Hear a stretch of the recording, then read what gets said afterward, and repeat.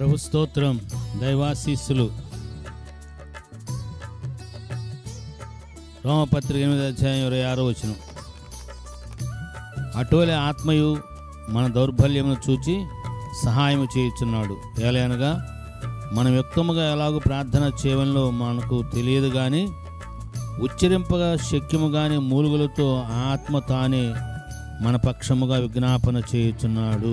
ప్రభు తన మాట మన కొరకు దీవించునుగాక. ఆత్మదేవుడు మన యొక్క బలహీనతను చూచి సహాయం చేస్తున్నాడంట. ఎలాగంట? ఎలాగూ మనం ప్రార్థన చేయాలో మనకు తెలియదు కానీ ఉచ్చరింప శక్యం కానీ మూలుగులతో ఆత్మదేవుడే మన పక్షంగా విజ్ఞాపన చేస్తున్నాడు, మన చేత విజ్ఞాపన చేస్తున్నాడు. ఈ మాట గుర్తుపెట్టుకోండి. ఆయన మనతో ఉంటాడు, మనలో ఉంటాడు. మనతో ఉండి మనతో కూడా ప్రార్థన చేస్తూ ఉంటాడు, మనలో ఉండి ప్రార్థన చేస్తూ ఉంటాడు. మనం ఎంత బలహీనమో చూడండి. ఆయన మనతో ఉండి ప్రార్థన చేస్తున్నాడు, మనలో ఉండి ప్రార్థన చేస్తున్నాడు.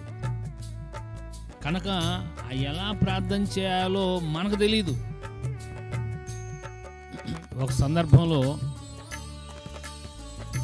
చాలా జాగ్రత్తగా వినండి. ఒక వైశ్యుల కుటుంబం మా దగ్గర ఉండడానికి వస్తున్నారు. అంటే వ్యాపారంలో నష్టపోయారు, ఐపీ పెట్టారు, నష్టపోయారు. చనిపోదామని వెళ్ళి మరలా తిరిగి వచ్చారు. అర్ధరాత్రి వేళ వచ్చారు. అంతకు ముందు రోజే ప్రభు వారికి అబద్ధ ప్రవచనాలు చెప్పి ఈ నష్టం నడిపించే దైవజనులు నాకు ఫోన్ చేసి, అయ్యగారు మన వాళ్ళు వస్తారు, కొంచెం జాగ్రత్తగా చూసుకోండి అని చెప్పారు. సరేనయ్యా అని చెప్పా. వాళ్ళు రాకముందే ప్రభువారు ప్రార్థన చేసి మందిరం చుట్టూ నూనె వేయమన్నాడు. ప్రార్థన చేసి మందిరం చుట్టూ అప్పుడు మాది చిన్న గుడిసె. మీకు అర్థమయ్యే భాషలో చెప్పాలంటే పందుల గుడిసె ఎంత ఉంటుందో అంత అన్నమాట. చిన్న గుడిసె. మందిరం ఒక 50 మంది పైన పట్టేటట్టుగా ఉంటుంది. ఆ మందిరానికి, ఈ గృహానికి ప్రార్థన చేసి నూనె వేయమన్నారు. వేసాను. అర్థం కాలేదు ఎందుకు చెప్పారు. వారు వచ్చారు, అర్ధరాత్రి వేళ వచ్చారు. వారు పడుకోవడానికి మందిరంలో, మా గృహంలో ఏముండదు, ఒక్క మంచమే పట్టుద్ది. ఒక్క మంచం, వంట చేసుకోవడానికి ఒక స్టాండ్, అంతే చిన్న గుడిసె మాది. ఆ మందిరంలో వేసే వాళ్ళకి పడక ఏర్పాటు అంతా మేము మాకున్న చిన్న గుడిసెలో మేము పడుకున్నాం.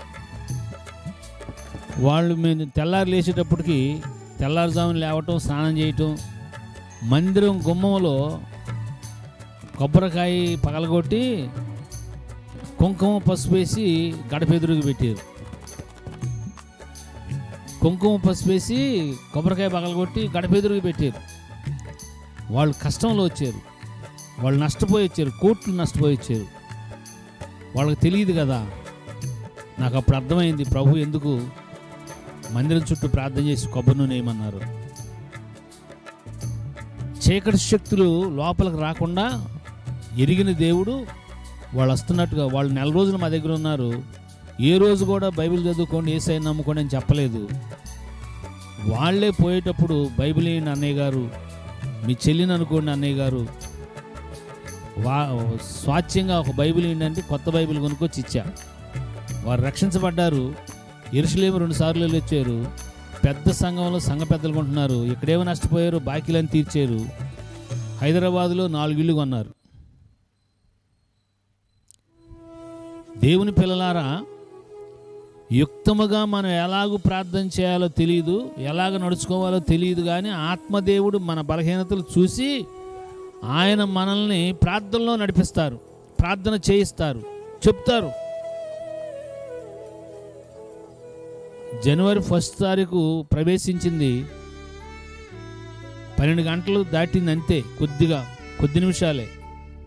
ఆ సమయంలో మాట్లాడుతున్నాడు ప్రభువారు. ఆత్మ స్వరం వినపడతా ఉంది. 110వ కీర్తన మాకు అనుగ్రహించబడింది, చదవమని చెప్తున్నారు.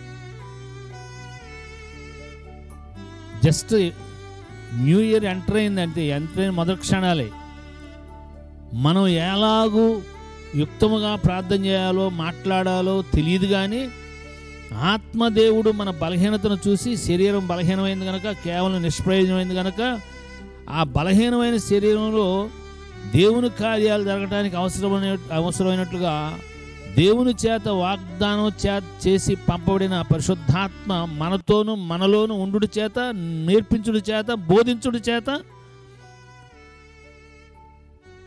విజయమైన దిశలో నడుస్తాం. దానికి కారణం మన బలహీనతను చూసి ఆత్మదేవుడు మనకు సహాయం చేస్తున్నాడు. ఆ రీతిగా ఆత్మదేవుని సహాయం పొందుకుంటూ దినదినము విజయంలో నడుచుదుము గాక. Thank you and God bless you.